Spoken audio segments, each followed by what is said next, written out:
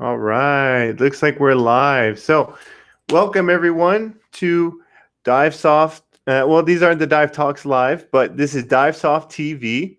Welcome to our third part of our Bailout video series. So, we have gone through two other videos, and so today my guests are going to be Mark Powell. He's a TDI instructor trainer and author for Deco for divers. Edoardo Pavia. He's an IANTD instructor trainer and TDI Cavern instructor. And then Vincent Toomer, co-owner of Dive Raid International and our Divesoft brand ambassador as well. So very excited to have these guests on today. We have gone through quite a bit. Um, and just kind of a little bit of a recap of the first two videos. We've talked about nomenclature of bailout rebreathers and dual rebreathers. Task loading, it appears to be kind of the biggest hurdles towards utilizing multiple rebreathers, and what other set of problems that we're going to encounter that we wouldn't normally encounter during regular diving with rebreathers. So be sure to like, share this video, and jump in the comments, say hello, and let's see if I can get everyone to tune in. All right,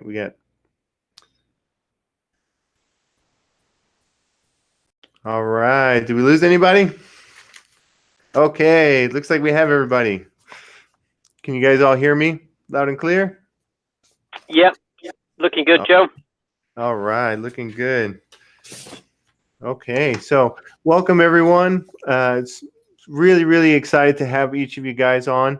I think you guys all have so much to offer in terms of your experience, the things that you've seen, being in the diving industry, in the technical diving community, especially in this somewhat early stages, I believe, of folks being able to really utilize dual rebreathers instead of kind of historically where if you wanted to utilize dual rebreathers, you would kind of have to build a unit or kind of change things. But now it's more readily available.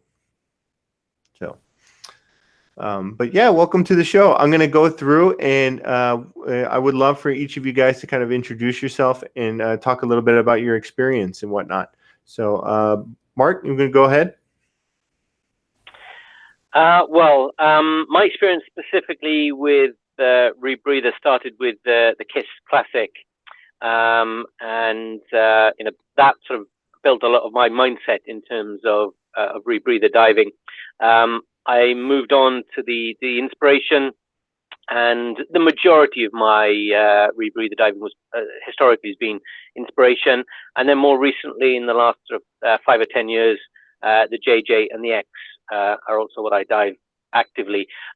I've always been interested in bailout rebreathers, and I've always thought that there's a position, and I've always been of the opinion that it's an interesting idea, but that it's not quite there yet.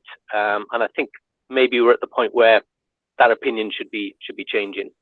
So yeah, I'm very keen to have a workable bailout rebreather for the sort of diving that I do, and we'll see whether we're at that stage yet.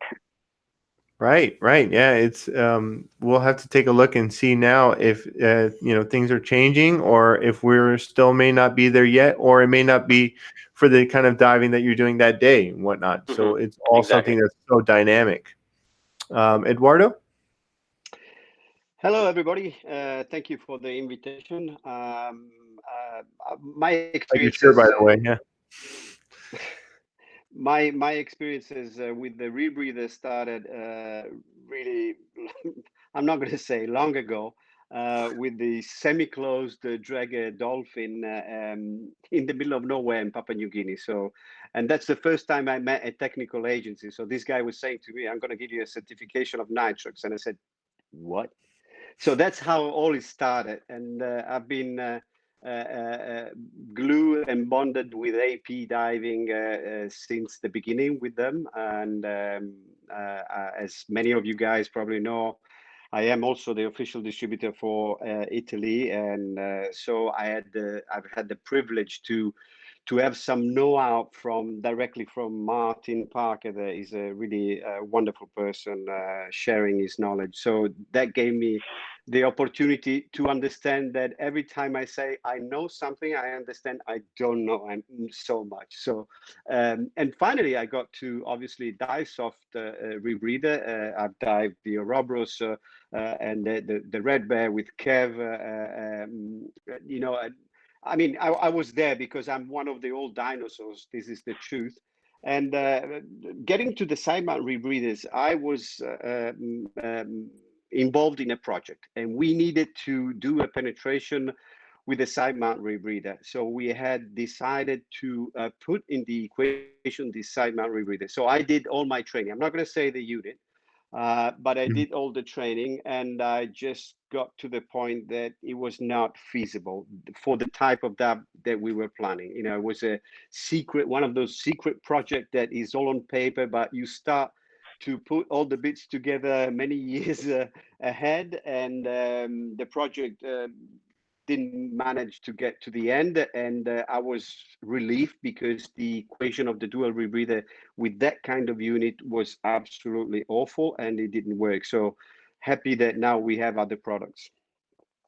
Wow. Yeah. Very, very, it's, like I said, there's been through so many stages and whatnot in, bailout rebreathers is not a new concept, but it's definitely, it's been changing in the last few years. And so, like Mark said, it might be a time to kind of reevaluate and bring the discussion forward up again to see how applicable it is. And so, Paul? Yep. Thank you for having us on the show, Joe. Like Edoardo, I'm also pushing dinosaur status here. I learned on a Drager as well, the Drager Dolphin, with the handy little second stage that prodded you in the spine every now and again to try and vent the rebreather of gas.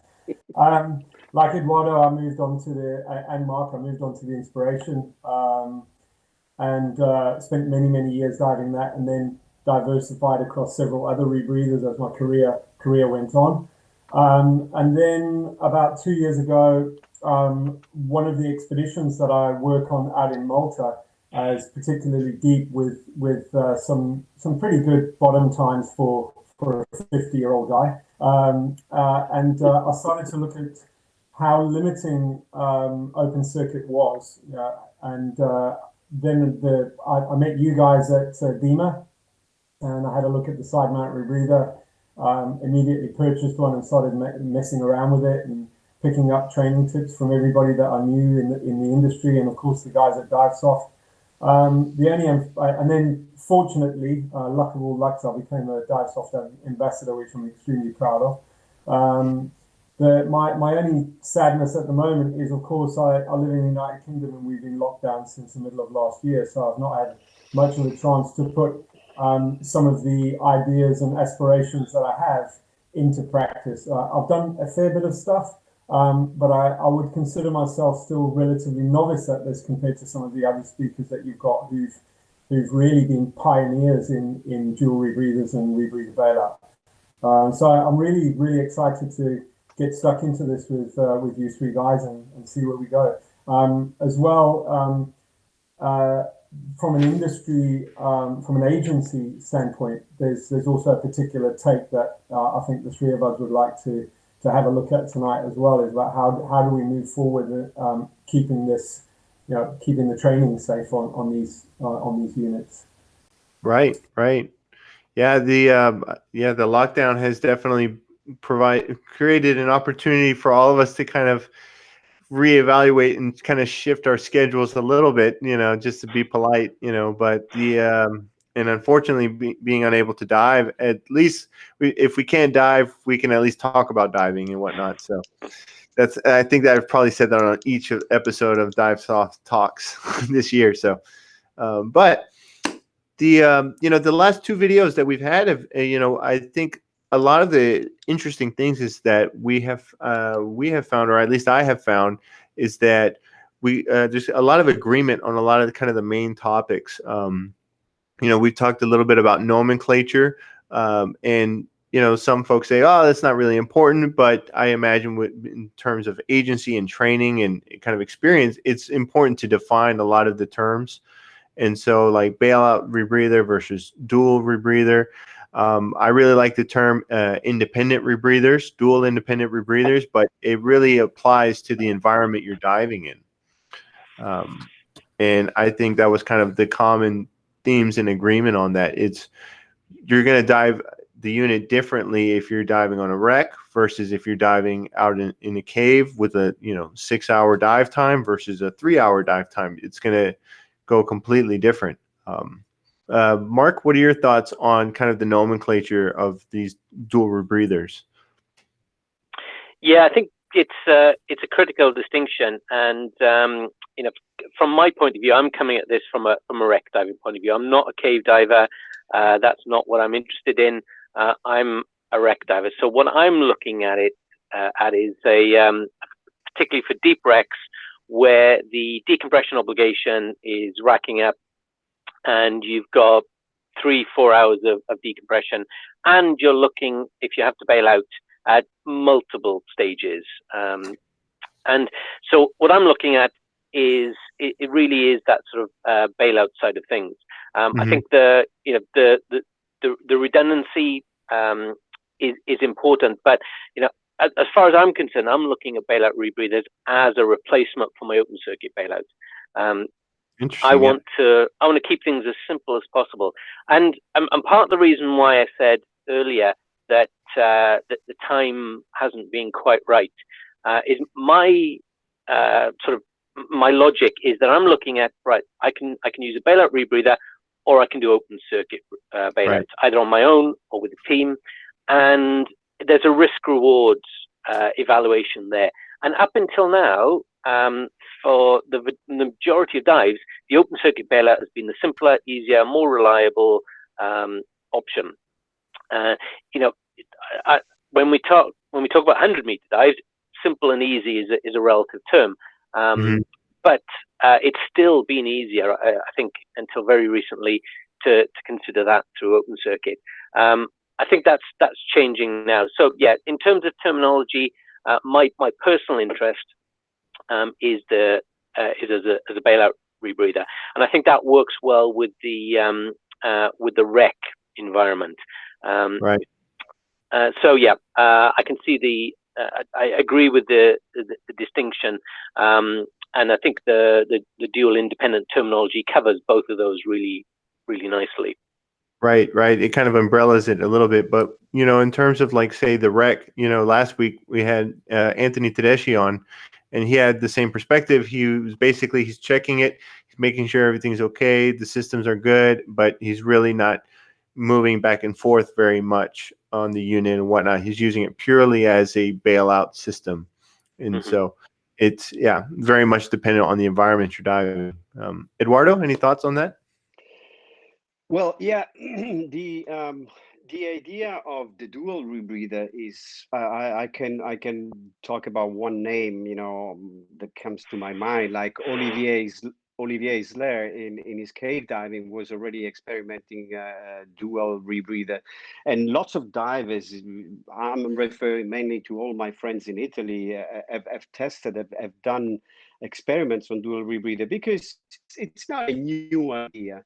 What I think is new is that now it's easier to have a secondary rebreather, and there are companies like Divesoft that have decided to design products that are specifically able to work even in this condition. I am mainly a wreck diver, a deep wreck divers, and I am a Saturday, Sunday cave diver. And I got friends like Mario Marconi over here, that he's a serious cave diver. I got many other friends around the world that are serious cave divers. So I wouldn't like to consider me a cave diver full time. I am fascinated, but I am a guest every time I step into those places. What I really think is important to say is that we have to keep the equation simple. It is already, when we do the courses to people who own a rebreather or use a rebreather, we know how difficult it is to give skills and information to them that are clear, easy to understand, and to help them to understand how the rebreather layout works.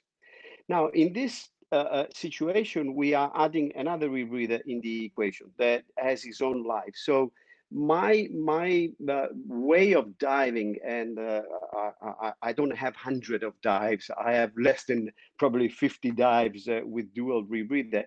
Is to keep it simple as more as possible. So I mainly use the primary unit as a back mount unit with back counterlung as my primary unit. And I use the bailout rebreather that I do check during the entire dive, either on the way down, either during the bottom and on the way up. This makes it more simple for me. And this was not possible before because Divesoft, and I'm not here to try to sell Divesoft products, but what I like to point out is that there are no other rebreathers on the markets that have a software that runs the unit as a bailout unit. And I'm not going to go into details of this, but we know it's alive, the rebreather. It's sitting next to you, but he's alive, and you're not breathing in it. So it can be he can become an issue during your dive. And Divesoft has managed not only in the design of the overall unit, but even in the electronics to do something that was not done before. And don't get me wrong, simple things usually are the most complex things to achieve. And this is probably one of the reasons why I think Divesoft has done this. Probably other people will follow this path. But if this is the path, it's more easy to introduce in the equation a second rebreather and to use it, as we said, as a bailout unit to be checked, or dual rebreather system for people who prefer to breathe constantly from one unit on another. This is an open field depending on your configuration. Definitely, and I'm finished. I would add that I strongly recommend people to do a side mount course because the secondary rebreather, despite if you use it both on side mount or if you use the bailout rebreather as a side mount rebreather, the configuration aspect, because it will influence the breathing resistance of the side mount rebreather, is something that shouldn't be just thrown like that. Oh, I got this piece of tool, I'm just hanging over there and I'll just breathe from it. So pay attention from also this aspect, I think is important. Right. Yeah, it's a lot to unpack with that. The fact that it can be so straightforward and so simple. There's nothing you really have to wear. It's just two clips and a mouthpiece. You can easily fall into the trap of where, like, okay, I don't need any training on it. But last week we talked about how you can't just treat it like a stage bottle. It's something that you said is alive now, and so it needs to be integrated in your system in terms of, like, you need to, when you train on it, and also here's the discussion on it as well. When you train on it, do you just do, it's almost like a crossover to this unit, to this configuration, and then you just combine the two, or would you do a separate training of managing the two and whatnot? And so that kind of opens up another can of worms of kind of defining what's the path towards diving with that particular configuration of a back mount combined with a side mount versus two side mount units, or even dual back mounted units. So there's a lot of ways that we can kind of skin the cat on this. So Paul, what are your thoughts on that? Well, in terms of terminology, I like the dual independent rebreathers. I think that makes it quite clear so that you can be using it in kind of any context. I purchased mine, much like Mark was saying. I purchased my Divesoft Liberty side mount as a bailout rebreather. I found that I had more questions than answers after I jumped into the water for the first time. When I dived it for the first time, I was diving a different back mount rebreather. So I had different handsets, different electronics, different setup procedures for both of the rebreathers, and I started to sit there and think, well, the path to becoming a bailout rebreather diver goes along the lines of learning to be a back mount rebreather diver, then learning to be a side mount diver, then learning to be a side mount rebreather diver, and then doing a bailout rebreather course, which is going to be one of the things that's certainly going to be touched on this night. I also, one of the strangest things that happened to me was when I started practicing the bailouts, because that's what I bought it for. I spoke to the Divesoft team. At the time, they said to me, just jump onto the unit every 20 to 30 minutes, give it a warm up, make sure she's all happy, and and that you've got the confidence in the rebreather.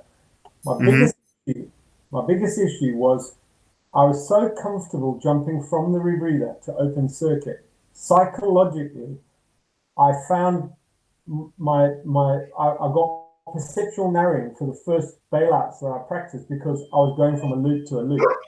I was like, no, the loop's failed. How can you go to another loop? And that took me a while to work my way around. The other things I had was configuration as well. So the one thing that everybody has touched on is that this is an absolute trade-off. The reason I got it is going on a 110-meter dive with 5 bailout cylinders, open circuit bailout cylinders strapped all over my body and trailing off my backside while I'm working a dredge on the bottom, trying to do historical research with all these working dive, yeah. Yeah, I found that when I practiced those things with the side mount on, they were a hell of a lot easier. But also getting the configuration of the rebreather right so that I could actually work and I could move seamlessly around. And then Mark touched on it as well, is how are we going to address working with the team? Right. If you want to go in the water with a Divesoft Liberty side mount rebreather, your teammate better have a bailout rebreather as well, or you've got to address the fact that the rebreather guy has got to carry some form of gas for the other diver, because that's your job as a teammate. Your job is not just to look at them. Your job is to provide assistance if they're in trouble. So it is going to be a slow step forward, and hats off to the pioneers who've moved this thing forward, and absolutely hats off to Divesoft, because this thing is an incredible bit of kit. I can see as we move forward, I will move from back mount, side mount to side mount, side mount. This has rekindled my love of side mount. Like Mark Powell, I'm not a cave diver. I do a lot of caving, but it's not my passion. My passion is wrecks. And the side mount to me just works wonderfully, especially with the fact that if you're working off a boat, as we all know, those of us who've dived the Liberty in side mount configuration, it is an absolute piece of cake to go diving. It is just, it's wonderful. Once you've got the thing trimmed in and you're leaving the boat with one rebreather and a bailout or whatever your configuration is, it really does make things easy. It also makes life topside beautiful because you're just walking around in the side mount harness, aren't you? When you are topside, you're not encumbered with everything. So it is a complete trade-off. I'm slowly getting my questions answered, and forums like this are going to really lead us forward. As I was saying before we went live, I don't believe that this is going to be, when it comes to training, one training agency with a manufacturer deciding on how this is going to be put forward. I think this is going to be a conglomeration of many, many minds within training agencies, pioneers, explorers, expeditionists, all getting together to try and fathom out how this is going to move forward. And I also think it's going to be extremely dynamic. Training is going to be super, super dynamic, like it was when I got my inspiration in the late 90s. It was like every week there was a different method of doing something to streamline it, to make it safer, to make it easier. And I think we must be prepared for that. I'm super infused, and as the president of a training agency, of course, it's going to be one of the most wonderful things that I can do is when I can stop to put pen to paper to develop these programs forward. I think that organizations like RISA and the Rebreather Training Council are going to be vital, pivotal in moving this step forward. And as Edoardo says, Divesoft are pioneers in this at the moment with what the rebreather can do. And I think many other manufacturers will follow. I just think we need to go nice and cautiously and safely. The three guys that you're talking to have done thousands and thousands and thousands of hours underwater on rebreather, and that's because we are cautious, real cautious in everything that we do. So yeah, that's my take on it from initial. Right. You covered a lot of bases on that. It's like you were saying, there's a lot of benefits, and we've also seen like a lot of logistical issues. We've talked, I've been consistently finding the different the nomenclature where people are kind of agreeing, where it's really based off of the diving that you're doing, the site that the wreck versus cave, bailout, using it as a bailout system or dual independent system, kind of umbrella encompasses everything. Like you said, diving in mixed teams. Being able to be a teammate and not just be like, oh, there's that guy there. If I have a problem, I'm not going to him, and whatnot. And so, but we did talk about that, having open circuit gas with you as well it was fairly consistently that like it's a necessity still in terms of a transition gas. It would also resolve a lot of issues such as inflation, buoyancy, BCD inflation, suit inflation, and whatnot, versus having a completely separated cylinder. How does that tap into your transition gas planning? But having open circuit transition gas is important. And would it resolve to get you to the first hang bottle, to the first stop, or would it be just to, in case of an emergency, you bail out to, say, a BOV that's off-boarded to a transition gas, and then once you're on that transition gas, then you swap to the other loop of your other unit. And so it's like you said, having open circuit gas is important still, and that's been kind of a big common theme. But moving on kind of the discussion so we can get into some of these topics. I think that talking a lot about training and talking a lot about the types of divers that are going to be doing the type of diving where you're utilizing dual rebreathers, is it just going to be reserved to the kind of deep fringe explorers, the very few group, the 1% of 1% of 1%, or will it become something that will be mainstream? Especially when we see pressures from, or not really pressures, but when we see social media, folks posting pictures and they're saying like, oh, look at this range I have with dual rebreathers. And that's going to, also add fanning to the flame of folks that are wanting to dive with dual rebreathers. And we've said earlier, that just going through, with the time and money, you go through an entire process and become a rebreather diver from getting certified within a few years. And so what's to stop them from going into dual rebreathers? How, as a community, are we going to make sure that people are being safe and responsible? We'll start with Mark. You have any comments on that? Quite a few comments on that. I think you've just opened up a huge can of worms. So I think that's the point. Yeah, absolutely. I think just a point about training standards. I think that to start off with, the point is we develop training standards and training courses when something is mature enough to have a pattern to it. If everybody's doing something completely different, you can't drop a training standard. So the area is going to be mature enough for us to be able to standardize something into a standard and produce a course rate. And I think we're there. There is as you said in the previous two sessions, there was a surprising amount of consistency. So I think that is there. And equally, when you're looking at training standards, there's two approaches. You can standardize something very early and pick up the leading edge, or you can wait until something is very mature and there's a big commercial demand for it.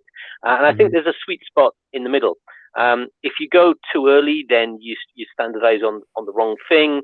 There's no market there, and frankly, as a training agency, we do want to make money.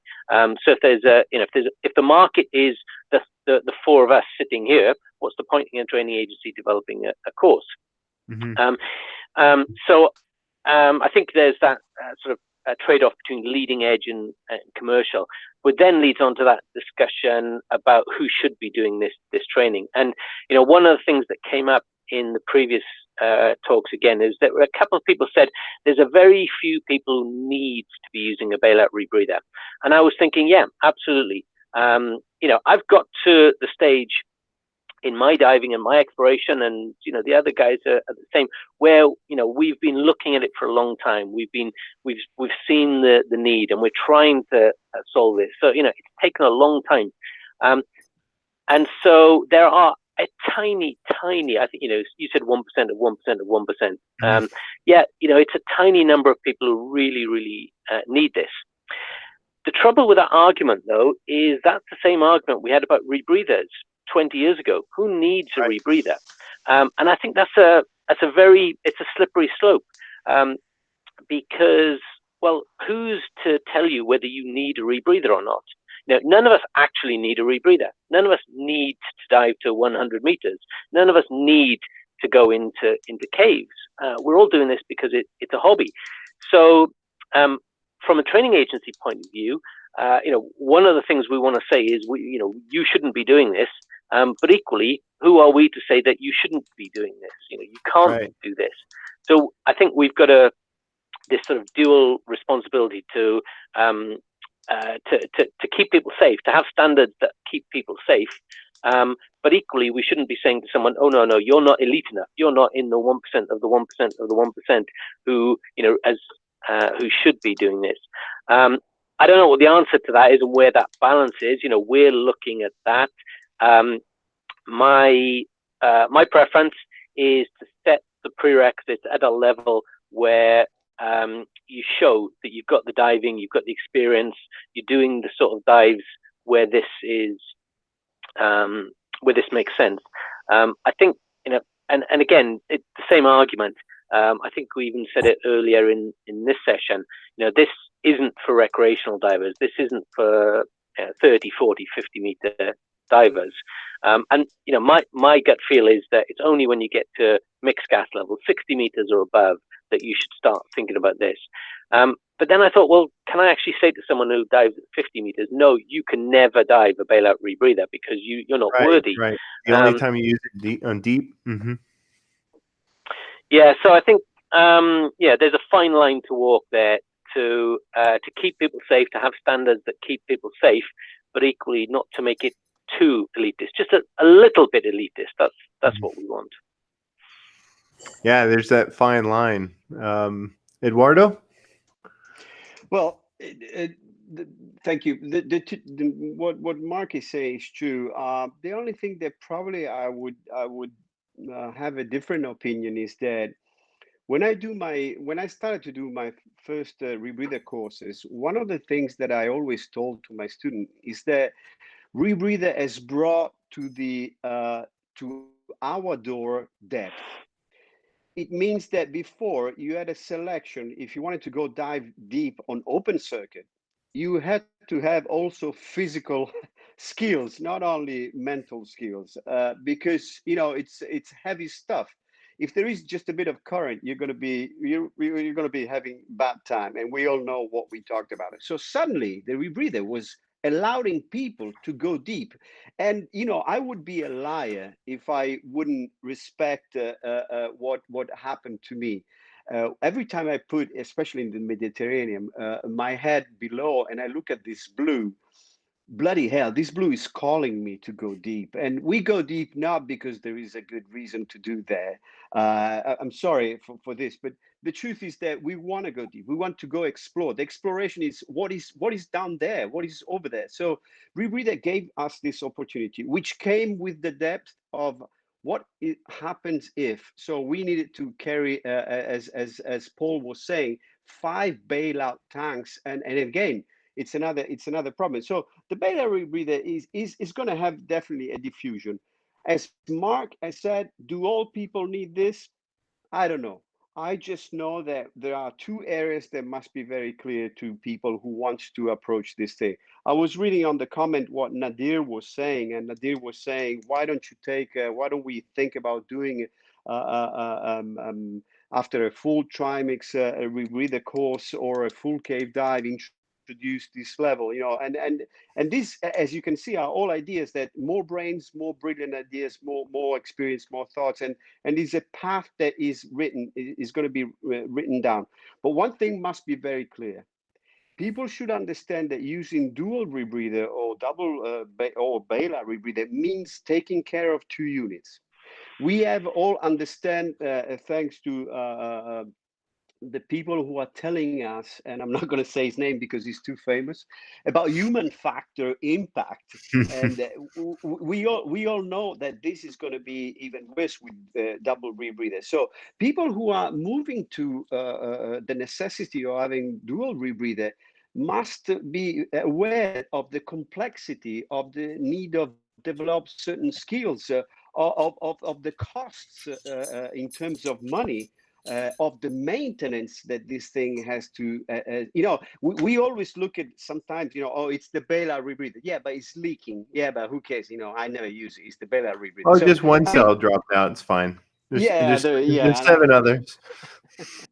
So I'm trying to do jokes about it, but when Martin Parks explains to the community which are the first causes of accidents with the rebreathers, unfortunately, we have oxygen sensors that are too old, or cartridge that are overused. So and we have the information available on internet. Is the information, we don't have to dig it. The information comes to our door and knocks to our door. So it means that our attitude is fundamental. So when we introduce in the equation a secondary rebreather, we must tell to people that you have to be even more severe with your attitude that you have been before. And we all go around diving and we see what we all do. Some of us are not respecting what they have learned during their courses. They take the shortcut. So it's a delicate area. And another thing that I wanted to add, when I started to talk about this in a group of friends where we are organizing a deep expeditions, and I thought about, guys, have a look into it. What I'm pleased to say is that lots of the people that are involved in this project have decided to not just buy the rebreather, and because I'm Mr. Whatever, I'll just put it over there. But start and use this rebreather. Don't think that you can buy a rebreather and just throw it in the equation. Oh, because we have 2 bailout rebreather, we are safe. No, it's not like that. We all have to go back on the desk, and we have to learn how to use this rebreather, how to configure this rebreather, how to integrate it.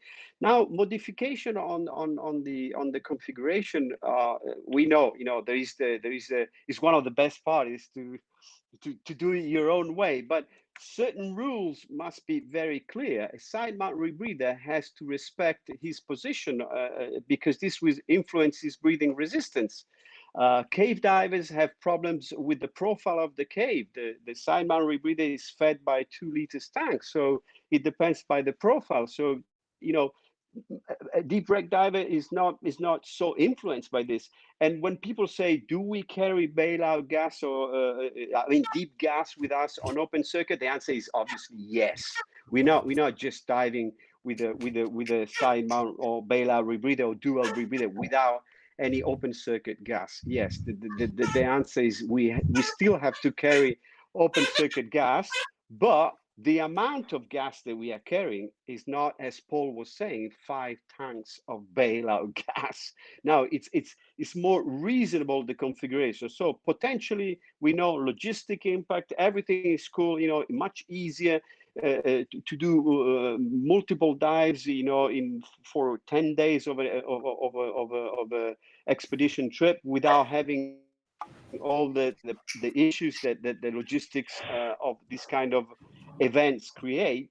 But on the same time, I like to share with people like Paul and Mark that we need to work on helping people. I'm not talking about the famous pyramid of the pioneers who are the one who opens and lead the road.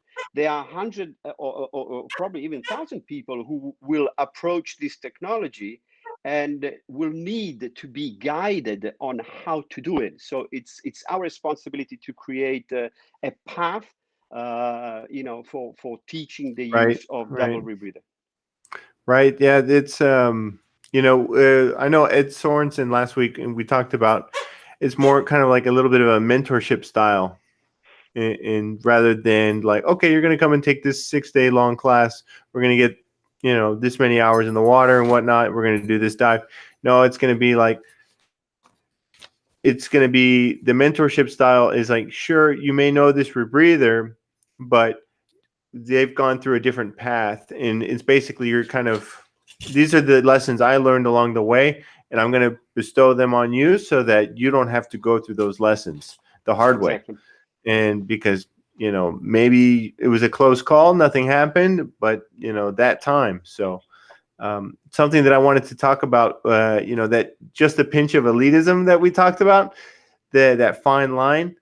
Well, what that fine line is that that's the work and time it took to put in to be disciplined in the maintenance, be disciplined and learning slowly and kind of building up the experience in terms of like, not everybody should be doing this. It doesn't mean like, oh, this person's better than you. It's like, no, this person put in the work and they earned it, and they took their time to build the experience in order to get to the spot where they're essentially ready to start going down the path of doubling the workload and the task load on their dives. Sorry to interrupt, Paul, but what are your thoughts on this? A lot to unpack. Okay, so obviously some hugely important points brought over by Edoardo and Mark there. Right. Nadia's point is also very poignant, where you've got a full Trimax diver who then is moving on to this. I think the issues from a training agency point of view are, is it anybody's place to say to someone that they're a 50-meter diver or they're a 60-meter diver that they cannot use a bailout rebreather?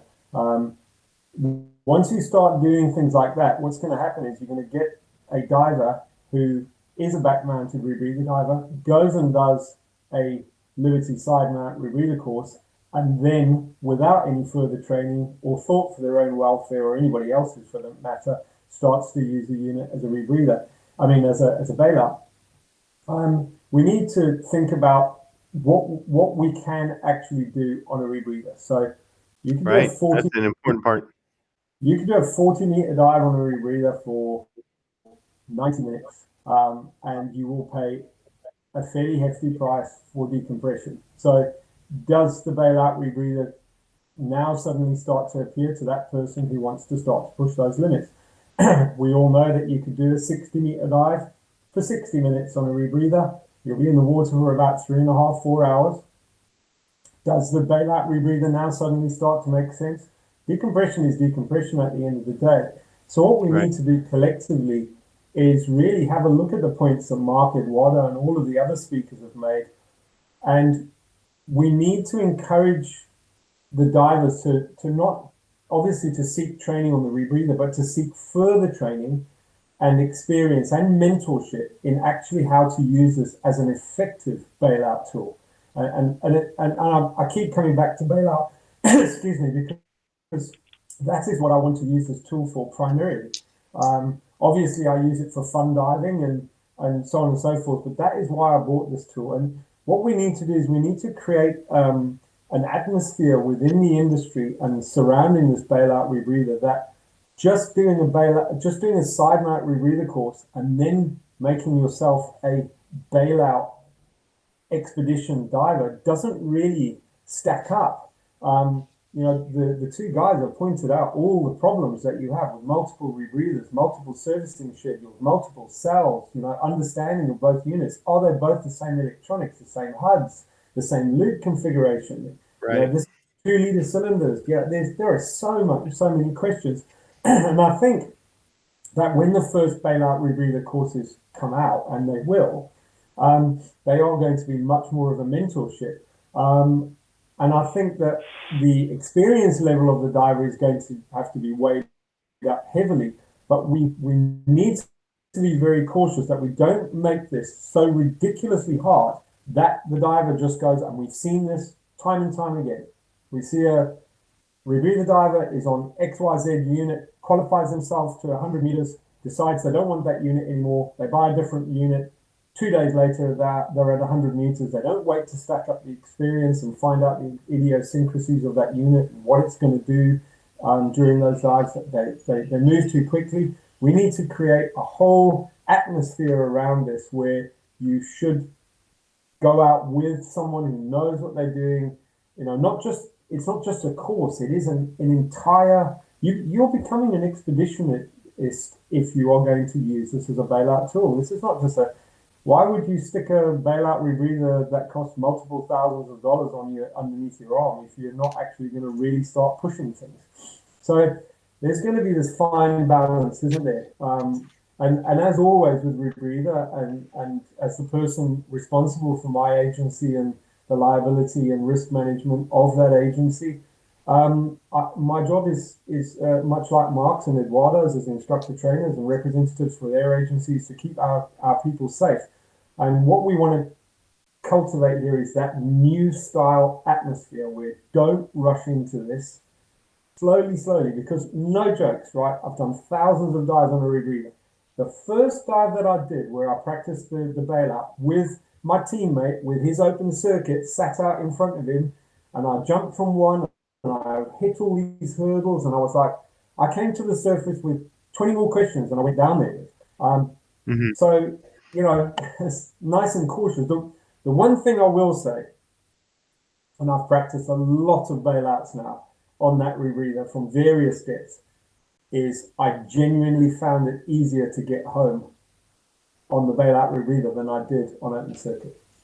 The dynamics and everything that happened with your lungs, with your lungs becoming dynamic or your lungs being static as a trade-off between you and the counterline, right. I found that much more comfortable to bring myself to the surface, even maintaining trim and everything. I really, really did find that was one of the big kickers for me. I was like, wow, this is pretty cool.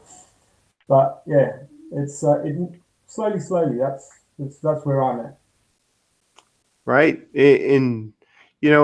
Kind of one of the things that we're kind of leaning towards is that, the patience that's required to getting proficient on one unit before adding another unit on there. And it's just really interesting because I know that when we introduce, say, for example, manual CCRs in with electronic CCRs, a lot of those dynamics change. They don't essentially become more task loading or more demanding, and at the same time, it doesn't become more simple as well.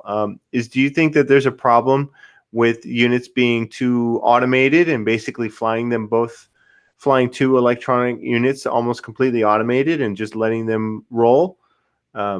Is there a potential problem of people doing that, even though they're like, well, yeah, I'll just set the set point here. The unit knows that it's on bailout mode. There you go. It'll be fine.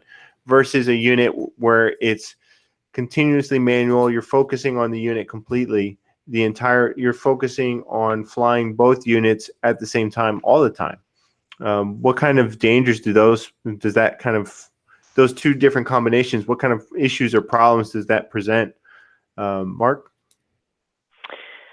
So I mentioned earlier that my background was with the KISS, and the great advantage with the KISS is that you've got to monitor it. It develops that muscle memory of looking the handset, checking your PPO2, and fine-tuning the PPO2, which has stuck with me to this day. And it's one of the reasons why when I'm teaching any CCR course, entry-level CCR course, I get my students flying the unit manually before electronically, because I want them to build up that muscle memory of looking at the handset. Right. One of the problems we have, the biggest problem with modern rebreathers, is they're too reliable. You turn it on, that's kind of where I was going. And it works. Okay, and you do dive after dive after dive, and it works. all the time. And that's one of the reasons why people get complacent. It's very difficult to monitor something every minute when it works for months on end. Right. So, it's not unusual for that to happen. The problem is then it works right until the point it doesn't, and that's when things go wrong. And so the fear that I have is that you've got someone who's got a very reliable electronic rebreather and a very reliable bailout rebreather.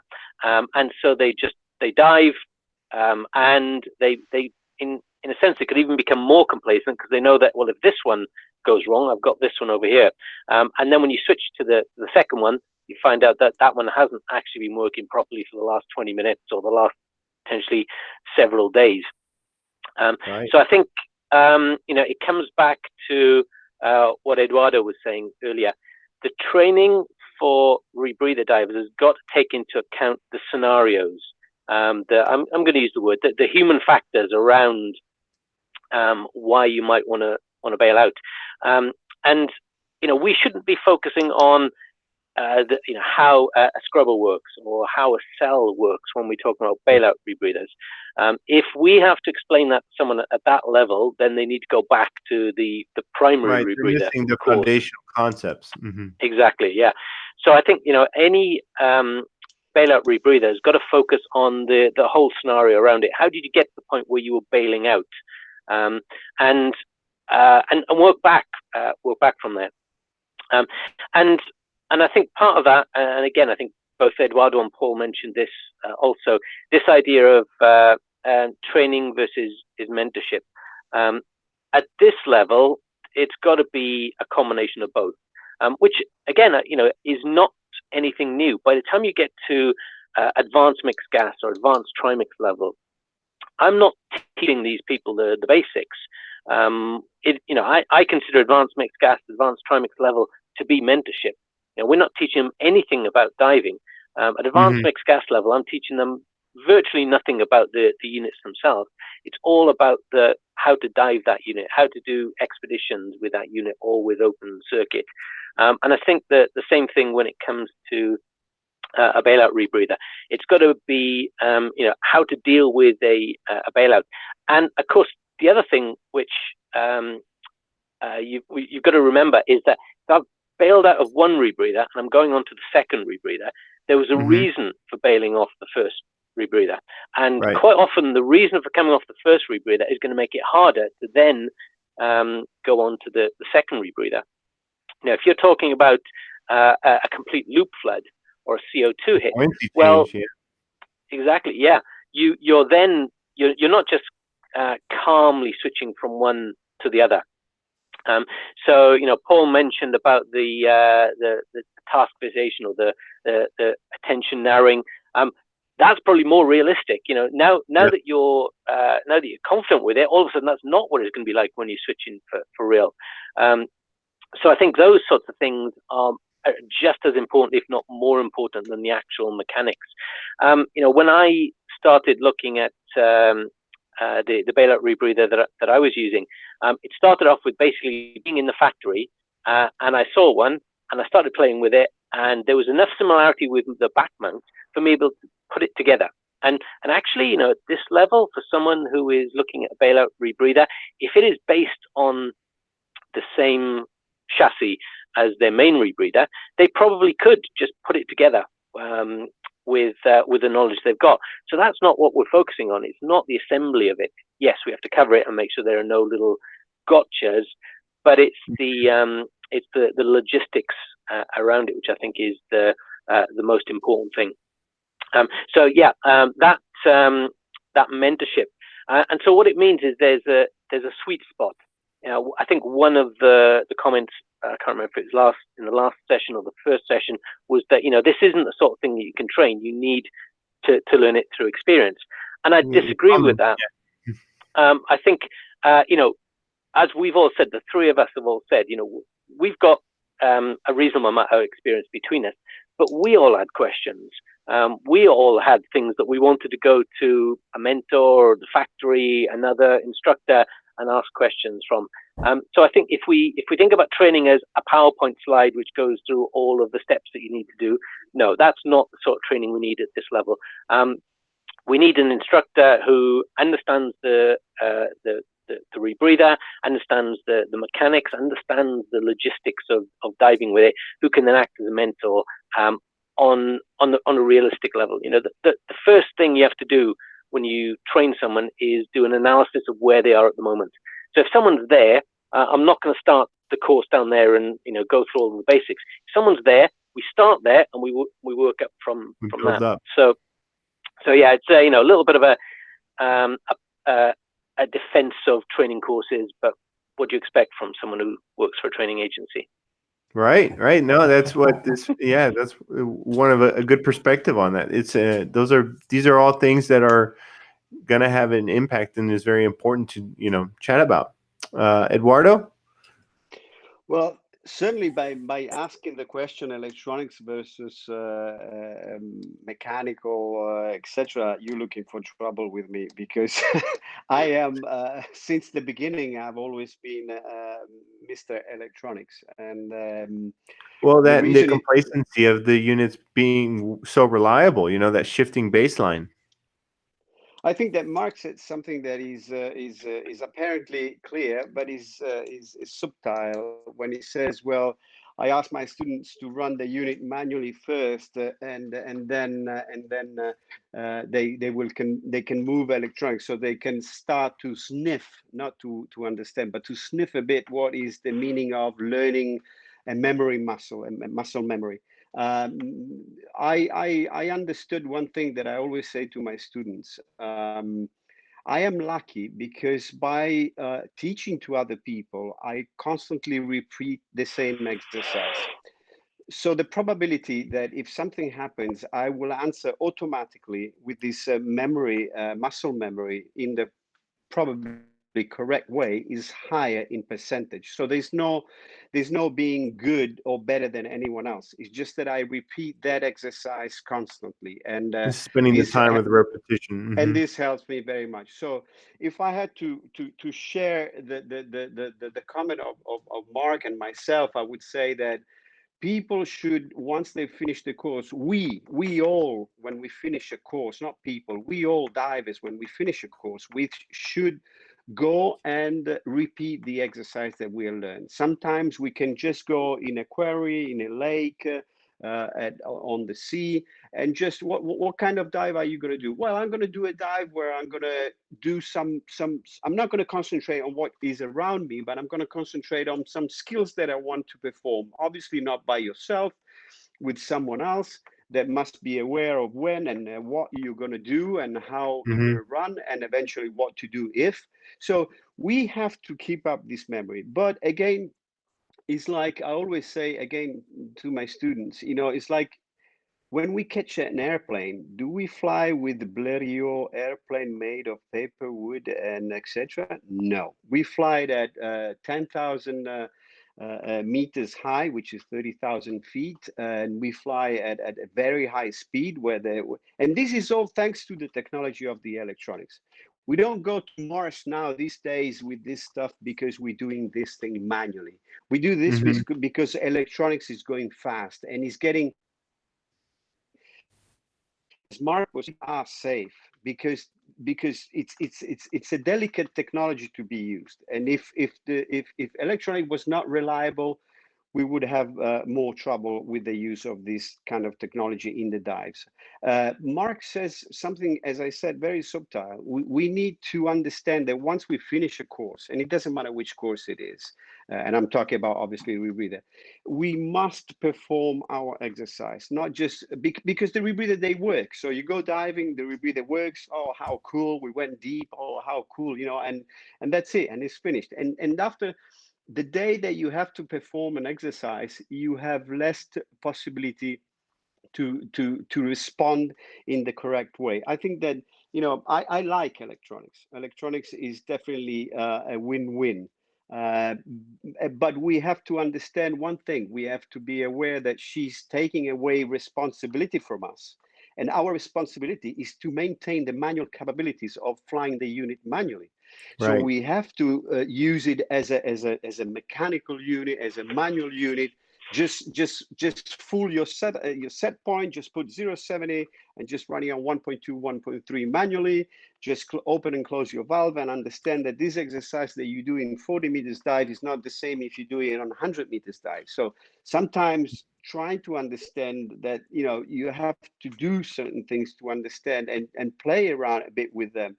And It's keeping you very engaged on it. One thing, yeah, and another thing that we learn is that there is this, I can't remember his name, there is this science that explains to us what is the curve of learning. The curve of learning goes as we build up our experience, we learn more. Well, we are in the opposite situation. We can't learn on the way. We must learn very fast, and the last bit of our experience will fill up the gap. But at the beginning, when you dive with a rebreather, you must understand straight away what you're doing and what kind of tool you're using. With time, you will build up the highest part of your knowledge with the experience, but the curve can be bent slightly, that you start to dive and, well, oh, I was lucky, I survived, you know, and another one I survived. So put it this with dual rebreather or bailout rebreather, and you understand straight away what the equation gives you. You know, it gives you the necessity to be very cautious that it's impossible to say to people that this will not impact as a fashion. You know, oh wow, I look cool because I've got two rebreather. This will happen. There's nothing we can do. It will be a factor. That's the look at me diver. It will affect, and people should understand that dual rebreather can be the first cause of problems underwater if they're not fully understood.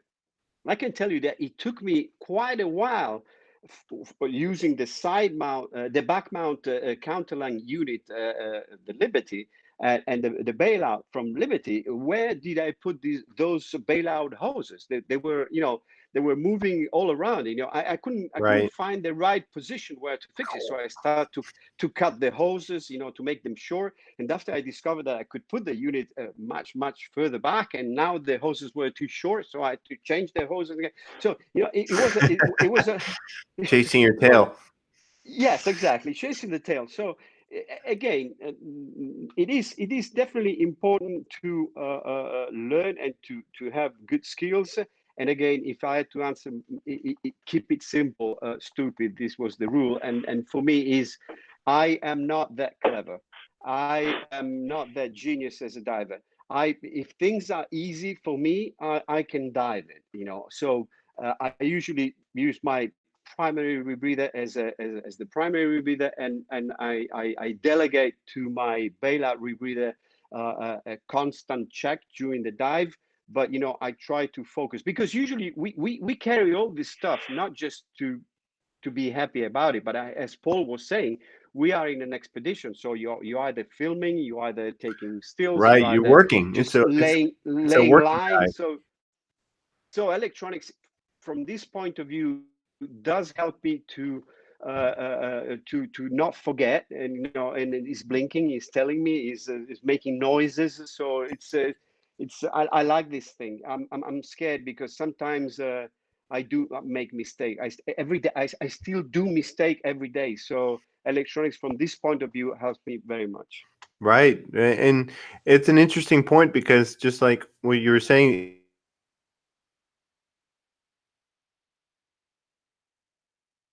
of you're not turning bolts or welding underwater, but you're moving, you're surveying, you're collecting data, you're excavating, you're doing something where you're very task loaded.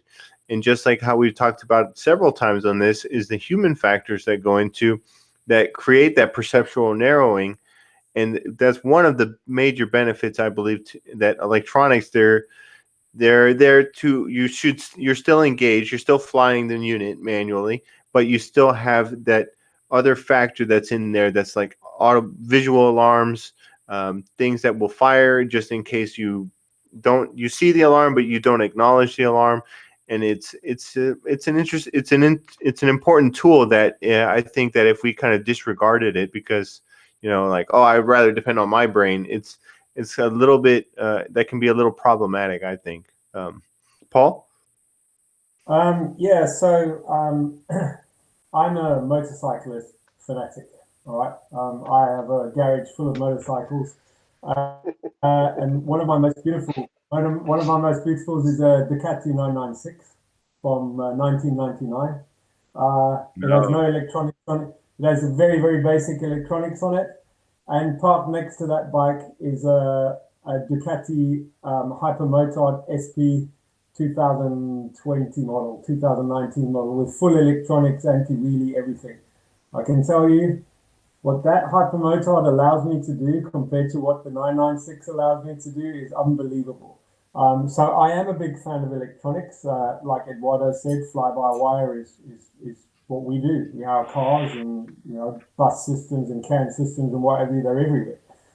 But there needs to be an even balance between being able to run the unit manually in the event of a certain problem, and also seamlessly moving around the unit. One of the things that I noticed when I was diving a different manufacturer's rebreather on my back and one under my arm is the MAV positioning.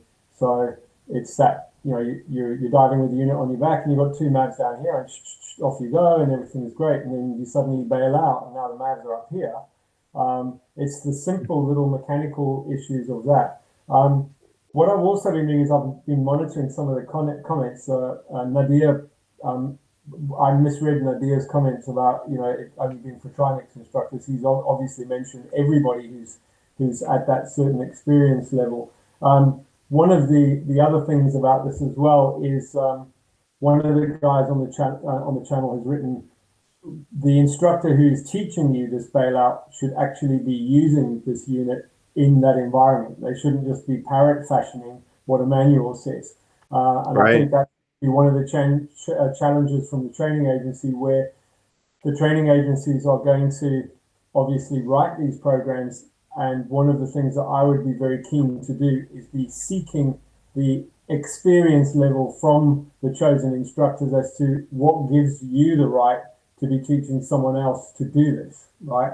It's all very well that you are a side mount rebreather diver and you are a back mount rebreather diver and you're Trinex and Cave and Mine and everything else, right? But what gives you the right to tell someone how to run this unit under the circumstances that you're asking it to be run? You jump, because at the end of the day, what we don't want is we jump out the frying pan straight into the fire, right? Okay. And I keep coming back to that kind of mental, psychological issue I had, where I first of all, as Edoardo was saying, it took me a little while to find the loop, just to find the loop. It was the bungee had moved and the loop had twisted around a little bit. And it was like, okay, I'm going to do a bailout. I'm going to go from CCR to CCR, right? Because I've done the CCR, open circuit CCR, which I firmly believe is the way to go. I really do. I think going from CCR to OC to CCR is much more fluid for me. Mm-hmm. So removing the OC gas, really, I'm not brave enough at that moment to do that. Maybe it's stupid enough, I don't know. I'm like Edoardo, I ain't that smart, really. Okay, I have to have things in boxes, and if the one box doesn't work, I'll move to the next box and I solve it that way. So yeah, there's a hell of a lot of things to be considered as we move forward, and I think when you talk to a good rebreather instructor, or you participate in a rebreather course with a good rebreather instructor, they are showing you all the wonderful capabilities of those electronics. And I can tell you now, I can see some of the guys that I dive with in the Malta expedition. I can see Jamie and a couple of other guys on here. There is no ways that we could lie on the bottom in a cloud of silt, to twice the size of this room, with vacuum cleaners in our hands, right, without electronics. Just no way. We'd have to pop our heads out every few minutes, to see what's going on, and it would add a level of complexity that would not make that expedition anywhere near as simple. Other things from a teaching perspective, I can't even begin to tell you how many times those electronics have kept me happy as an instructor, where I've got the candidates doing a manual, something goes wrong with their drill, I move in and it takes too long. And if I was manually running the rebreather, I don't think I would have got myself into too serious of trouble, but I wouldn't have maintained the level of safety that the electronics were maintaining for me. And the other thing is, we've got 2 units that have got a life all of their own. They are alive, effectively. That's Right. how I view my rebreather. They're part of my respiratory system. That's how I view my rebreather. It becomes part of me. It's not like open circuit, right?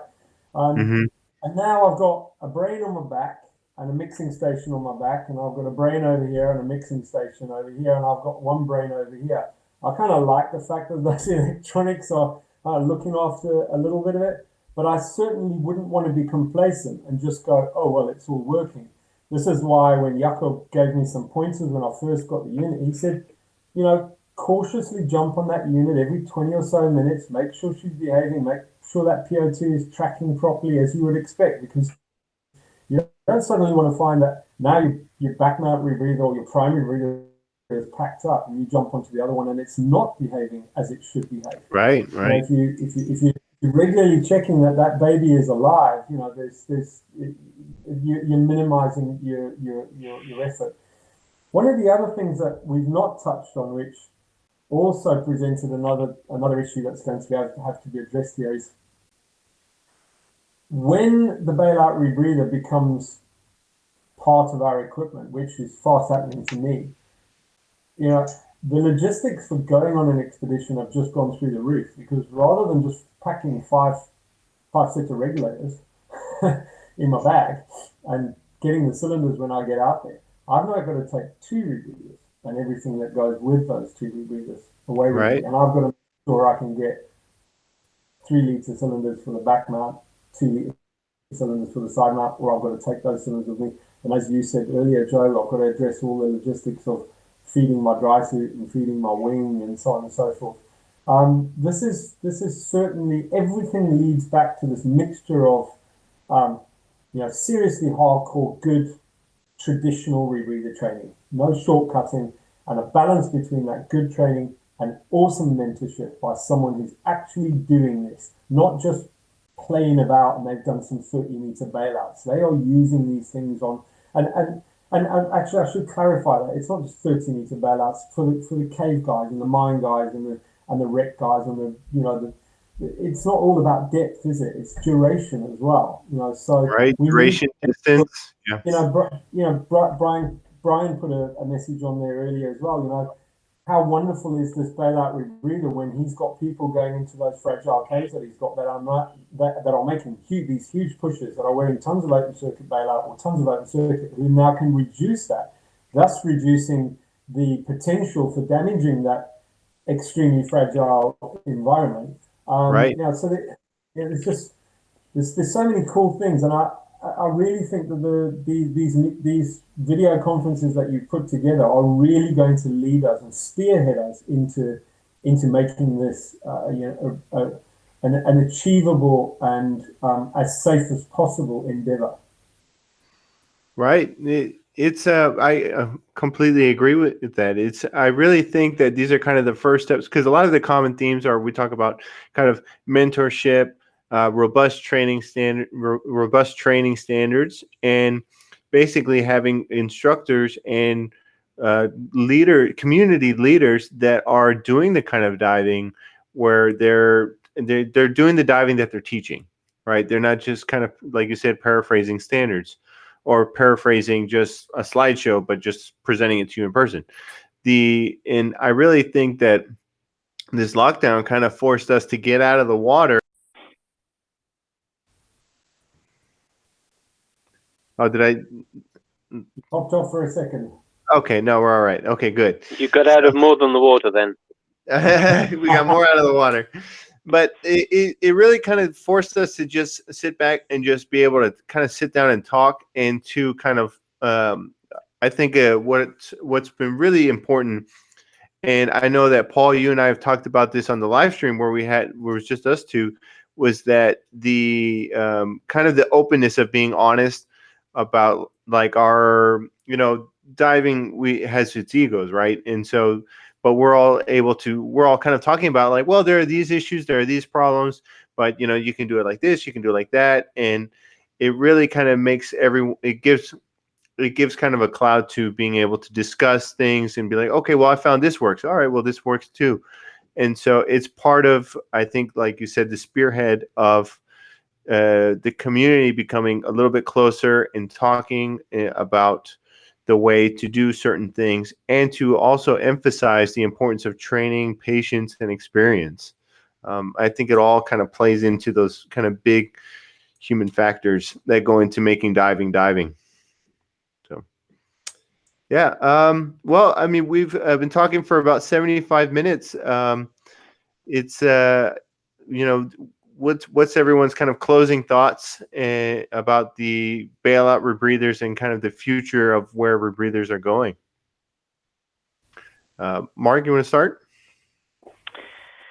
So I think it's encouraging that in the first couple of weeks there was a lot of agreement there, and there's a lot of agreement here amongst, we've got 3 different training agencies.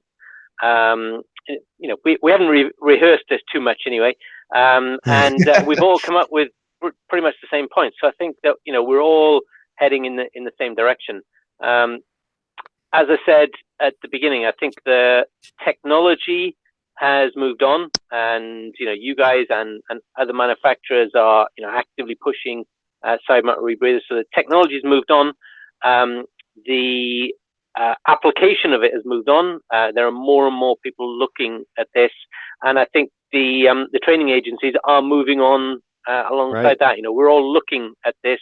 So yeah, I think we're at that stage where it's. I hesitate to use the phrase "ready to go mainstream," but certainly ready to be a little bit more standardized and to fit into one very, very small, very, very niche part of the training 1% of 1% of 1%. Yeah, exactly. Right. Good words. Edoardo? Well, first of all, I like to say thank you to Divesoft and to all the people that followed us and that will eventually spend the 70 or 80 minutes to watch the 3 dinosaurs talking about rebreathers and Bailout Rebreathers. But apart from the jokes, Mark has said something very important. We got 3 heavyweights from 3 different agencies. Sharing a common will and knowledge, which is something that apparently it's logic. But for people who have enough water under their belts, they know that this is not what was in the past. So we all have the need. We all do it for full-time job, and we all think that we can be better than our competitors, but in a loyal way. In the meaning that we must all share the same attitude and the same a goal, to form people to use any kind of technology, but possibly with the best knowledge and thoughts that we have managed to develop so far. So this is a great step, and you guys in Divesoft have not only the side mount rebreather, but have done something really, really good. The last thing is obviously, I'll just throw the bomb on the table again. We all know that manufacturers are doing good products, more reliable, working fine, and the weak ring of the chain, it's us. It's the human being. It's the slobby part that is in between. So it's, as Brett called the lizard brain. Yeah, it's the area where we have to work harder, and we say this for a module 1 rebreather course.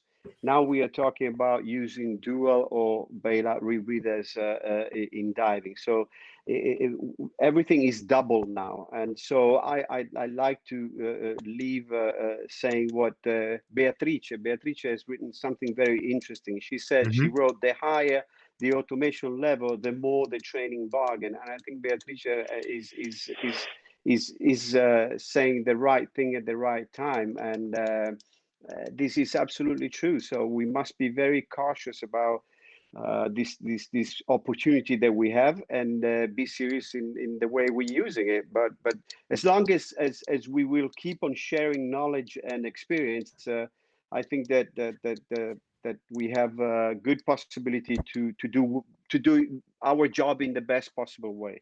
Right. Right. Great. Great words. Thank you, Ed. Paul? Yeah, I echo what my two friends have said.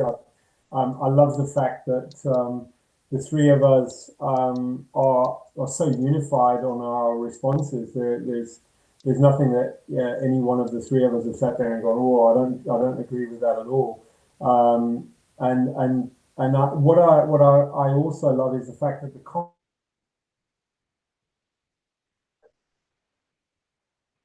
Well, He's left with the Ducati. oh no, he left with. Oh, it looks like his internet. Bailout Rebreather. We're Have not you got hearing me? you. Can you say again, Paul?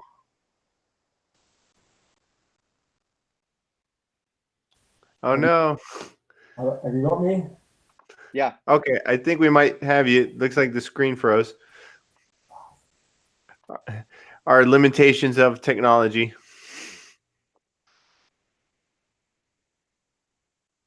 Oh no. Can you hear me? Oh, I can hear you, but I'm not sure if we have good visual in the video. Oh no. Well, it sounded like he was going to say something really good too. He had a good build up to it. Yeah. All right. Well. Oh, there you are, Paul. There you are. Try again. Try Can you again, hear me Paul. now? Yeah. I'm finally back. I don't know what happened. I live on the south coast in England, and I think that yeah, you got me now. Yeah, we got you now. Okay, thank you. Apologies about that. I seem to be having some internet issues here. Yeah, I was just saying that I'm enthused at all the comments from my two friends and all of the comments that have come up from some of the extremely well experienced divers and instructors and trainers that have been tuning into this presentation. I'm enthused. I also agree that this is the 1% of the 1% of the 1%. But I think that these talks have formed an agreed kind of direction in Right. which we can start to move forward and safely start to help people to participate in using these as effective tools for the job that they want to do underwater. Right. Completely agree. And for our audience, all the comments are always really fantastic and supportive. And so we talk about 1% of 1% of 1%. And I know there's some people here that don't dive on rebreathers, but it's important to see, like, this is kind of, when you say 1% of 1%, it doesn't mean that, like, not everyone will ever be able to not do these things, but it's that it takes the time and a lot of work to get there. And I know I'm not there, and I know that you have to get there. And so that few people do. And so that's really what it means. It's not an exclusive group, but it's just a group that is a little harder to get to. And so, but yeah, thank you so much to everyone that tuned in and that liked and shared this video. It's the audience is the most important part on these talks. And so, and again, thank you to my guests for joining on this bailout video series. This is the third part of our series. Next time we'll probably find another topic to go into, or maybe we'll be expanding on this bailout series. So we'll see where the future goes. So, but thanks to everyone that tuned in. Thank you. Thanks for the conversation, guys. Really enjoyed it. Thank you, everyone. Very much Cheers. to you. Thank you. Bye-bye.